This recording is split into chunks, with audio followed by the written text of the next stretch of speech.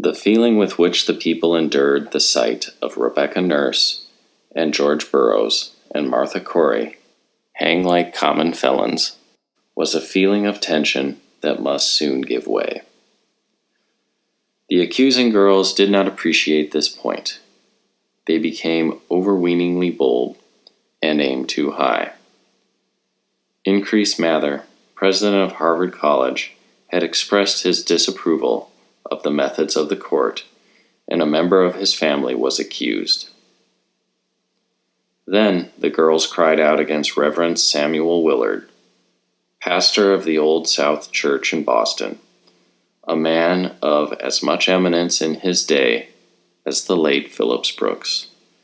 They even assailed Lady Phipps, the governor's wife, who condemned their proceedings and expressed sympathy with the victims. In these instances, the girls struck too high. The same Stoughton and Hathorne, who could take for granted the guilt of Martha Corey, could entertain no such thoughts about Mr. Willard, and when some of the girls mentioned his name, they were sharply rebuked and told to hold their tongues. Their final and most fatal mistake was made in October, when they accused Mrs. Hale, wife of the minister in Beverly, a lady known throughout the colony for her noble Christian character. The vile accusation opened the eyes of her husband, who had been active in the pursuit of witches. He instantly faced about and began to oppose the whole prosecution, and confessed that he had been deceived. This was a fatal blow to the witch hunters, and the effect was presently enhanced when some high-spirited persons in Andover, on being accused of witchcraft, retorted by bringing an action for defamation of character with heavy damages. This marked the end of the panic, and from that time people began to be quick in throwing off the whole witchcraft delusion. Another circumstance is worthy of notice in this connection. About 3 weeks after the execution of Martha Corey and her companions, the General Court of Massachusetts was assembled at Boston. It was different from any general court that had sat before, for it was the first court elected under the new charter. Under the old charter, none but church members could either serve as representatives or vote for representatives. Under the new charter, such restrictions were abolished, and a property qualification was substituted for them. The effect was not only greatly to widen the suffrage, but also to secularize it. One of the first acts of the new legislature was to abolish the special court of Oyer and Terminer, under which the witchcraft trials had been held, and to establish a superior court. When the new court met in January, the change was visible. The grand jury began by throwing out more than half of the indictments. In the meantime, a tract published by Increase Mather entitled Cases of Conscience had done much to cast discredit upon spectral evidence. As for Cotton Mather, he had not been present at any of the witch trials, nor do we know of any comment which he made upon them at the time, except that Caliph tell us that at the execution of Mr. Burroughs, young Mather was present on horseback, having perhaps ridden down from Boston for the occasion. Caliph says the spectators were so impressed with Burroughs' innocence of the demeanor that Cotton Mather felt it necessary to tell them that the devil might take on the semblance of a saint or an angel, and that thereupon, the people being appeased, the executions went on. Now Caliph has so often been convicted of inaccuracy that his statement here is open to suspicion. The argument that Satan might assume the appearance of some person of known innocence or excellence was a favorite one with Cotton Mather when he was inveighing against spectral evidence. As applied to the alleged testimony of the two deceased wives of Mr. Burroughs, it had a peculiarly Matherian meaning. It meant that, instead of the first and second Mrs. Burroughs, it was the devil who was talking to little Ann Putnam, so that therefore the unfortunate minister was condemned upon the devil's evidence, as ordinarily understood in the sense that Mr. Burroughs himself was an impersonation of the devil. The remark, ascribed by Caliph to Mather, does not fit in with his habits of expression, and has no point. Apart from this misconstruction, there is nothing in the records to set off against the weighty evidence of Mather's own rules of procedure, which were in themselves the strongest condemnation the court could have had. Longfellow's picture of Mather in his tragedy of Giles Corey seems absolutely justified, except in one trifling particular, when he makes him say to Mary Walcott, "Accept an old man's blessing," which from a spruce young minister of 29 is, no doubt, a slight anachronism. The reign of terror we have been describing was the expiring paroxysm of the witchcraft delusion. In the energy of the reaction, skeptics declared themselves in all quarters. How Judge Sewall, only 5 years afterward, got up in the Old South Church and publicly acknowledged his shame and repentance is known to everyone. Not all the court were so open to conviction. Stoughton, who was at best a narrow-minded and cross-grained creature, maintained to his dying day that he had done nothing to be sorry for.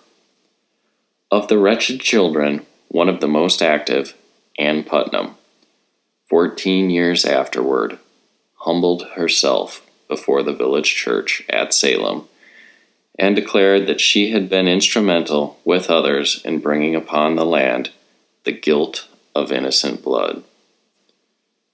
Though what was said or done by me against any person, I can truly and uprightly say before God and man, I did it not out of any anger, malice, or ill will to any person, for I had no such thing against any one of them, but what I did was ignorantly being deluded of Satan.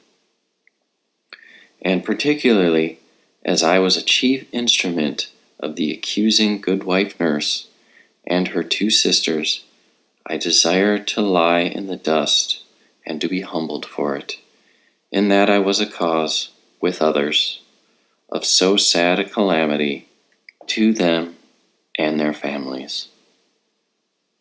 I think we should accept this solemn disclaimer of malice as sufficient evidence that in 1706 the poor girl did not believe herself to have been actuated by unworthy motives in 1692. By declaring herself to have been deluded by Satan, she meant that when she accused Rebecca Nurse and George Burroughs and others, she said what she believed to be true at the time, but had since learned to reject as false.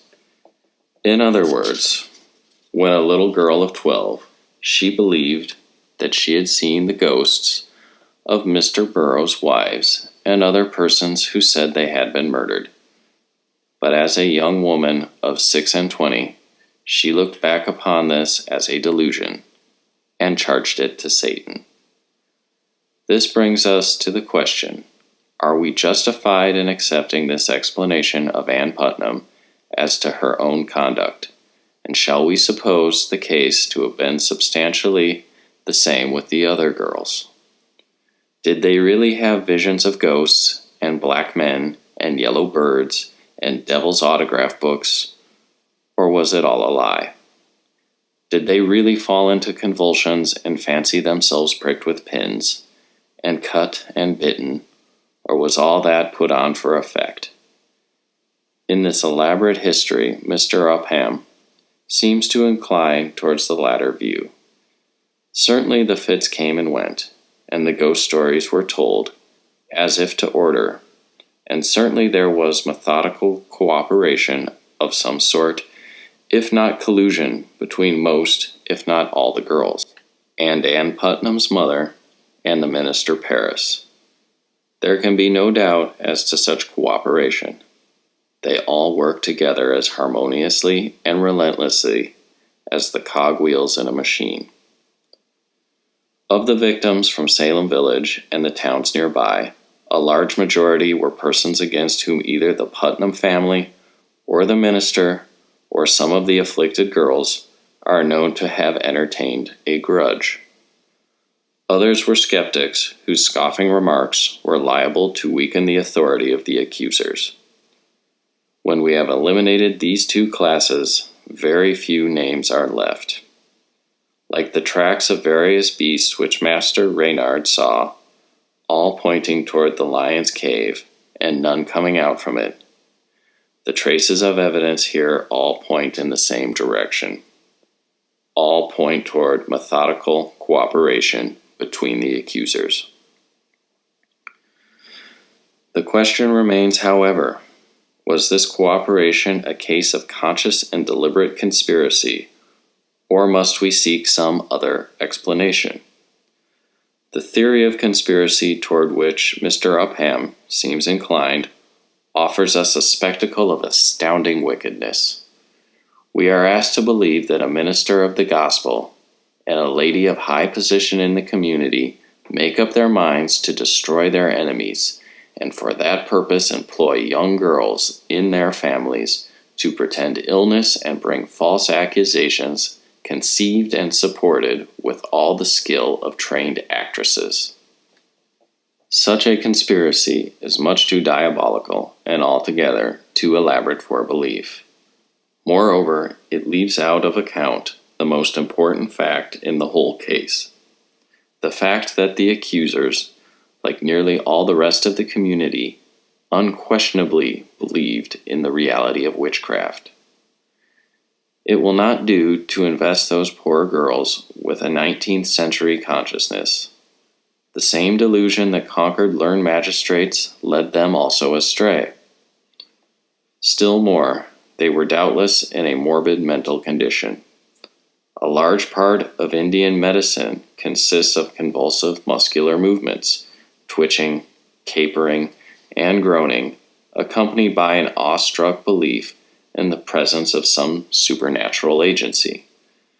Such convulsive movements tend to prolong themselves, to recur with spasmodic violence, and they are in a high degree contagious.